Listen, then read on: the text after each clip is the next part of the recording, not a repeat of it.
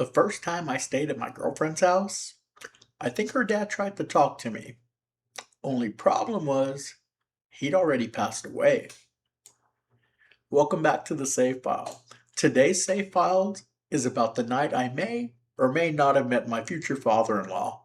The catch, he'd already been passed away for years. And I was sleeping at my girlfriend's house for the first time, so yeah, great first impression. So let me back up and give you the whole story here. All right, well, I wasn't the smoothest with the ladies. Let's establish that right up front. So I decided to try online dating. We got on a few sites, started messaging people, and most conversations went like this: Hi, how are you? Where are you from? And then nothing. Dead end, crickets. Next. But then one replied, and we kept chatting.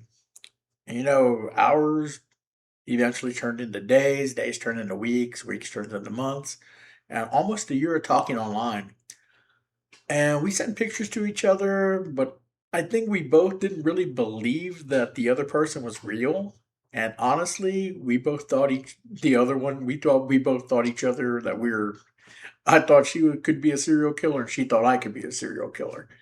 This was early on when online dating first started, so you have to be cautious. Catfishing was kind of a thing back then, but there were worse things out there at the time. Eventually, we decided to meet in person, and maybe we hit it off. We hung out, actually went out on dates. We did the long distance thing for a few years, and we made it work. So, fast forward a little bit, and there was an MMA fight coming up. WEC, I believe, World Extreme Cage Fighting, before they got bought out by the UFC. Yeah, I go that far back. Well, anyway, my girlfriend at the time, who's now my wife, offered to let me stay over at her place the night before. So we could be, she lived pretty close to the place where they were having the fight. So, me being the cheapskate that I am, too, I was like, oh, okay. Free place to stay. Yeah, I'm in. Then she said something that should have been a red flag. And she told me, I think I should tell you, my house is haunted. And, I'm a rational, logical person. So, I thought about it and said, all right, I've seen some things before and I think it can all be explained, but yeah, that's cool. Well, those are famous last words. So the night comes and her mom goes to the bedroom, her sister goes to sleep in her bedroom, and we're in the living room watching TV together. The lights in I can see the hallway leading to the kitchen, the lights are off, but I can still see there. I mean, clear line of sight. And out of the corner of my eye, I see something move. So I kind of turn and look, and something goes into it's like a shadow of a person, and they go into the kitchen. And the lights are off, of course. But I'm thinking about it. I'm like, I've walked around my house dozens of times to total darkness just to grab a drink of water or something. So I really didn't think too much of it. So we kept watching the movie, and a few minutes go by. I asked my girlfriend at the time, Hey, is your sister okay? I saw her go into the kitchen, but she hadn't come out yet. So my girlfriend looks at me, she's all, Nah, but I'll go check. So she gets up, she goes to the kitchen.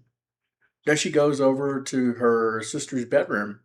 And she comes back and she's like, My sister's asleep. So I'm thinking, What?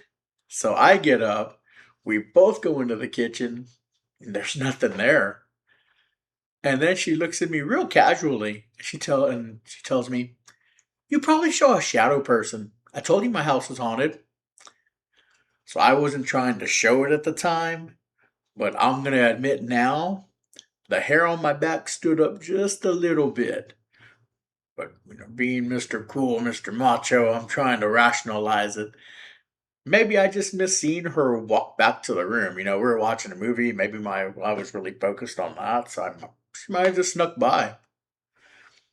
Maybe it was a trick of the light. I don't know. Well, anyway, we decided to go to bed, her bedroom, and before you get any ideas, get your minds out of the gutter. We're really just going to sleep, getting ready for the next day, and go see the fights. So everything's cool, we're sleeping, and then I wake up. And man, I look at the alarm clock, and it's 3 a.m. on the dot. So I turn around, trying to get comfortable in bed, put the blanket over, adjust the pillow, all that good stuff, I'm trying to go back to sleep. And then I hear it. A deep man's voice as clear as day, saying my name. I just hear, Patrick. And okay, here's the thing though. I'm the only man in that house. Her mom was asleep, her sister's asleep, my wife was asleep, and her father passed away when my girlfriend was a teenager. So, yeah, whatever was there, it got my attention. And I'm not gonna lie, I was pretty scared. I was scared enough that I turned the lamp that was on the nightstand, and I woke up my girlfriend. And I tell her, I just heard somebody say my name, a man. And she's still kind of half asleep, and she looks at me and she's like, oh, maybe you were dreaming. And man, I'm sorry, no, I woke up at 3 a.m. I turned around and then I heard it. I was wide awake. I am awake. I'm wide awake right now. And she thinks for a second. She goes, ah, it might be my dad. Told you my place was haunted. You'll be all right. And you know what she did? She got her pillow, adjusted it, turned around. She went back to sleep like nothing. Like it was normal. Like her deceased father possibly saying my name at 3 a.m. was like a normal Tuesday. And man, I thought about leaving. I mean, I seriously considered getting a motel for the rest of the night. Even though it's 3 a.m., I'd consider getting a hotel for at least a couple hours just to get some sleep. Or getting in my car and just driving and going anywhere else. But I didn't. You know what I did? I did what all brave men do in the face of the supernatural. I pulled the blanket over my head. Like I was a kid again. Like a blanket was somehow going to protect me from the ghost of her father. And I started talking out loud to the room, to whoever or whatever was there. So, sir, I'm not trying to do anything with your daughter. I'm really just trying to sleep.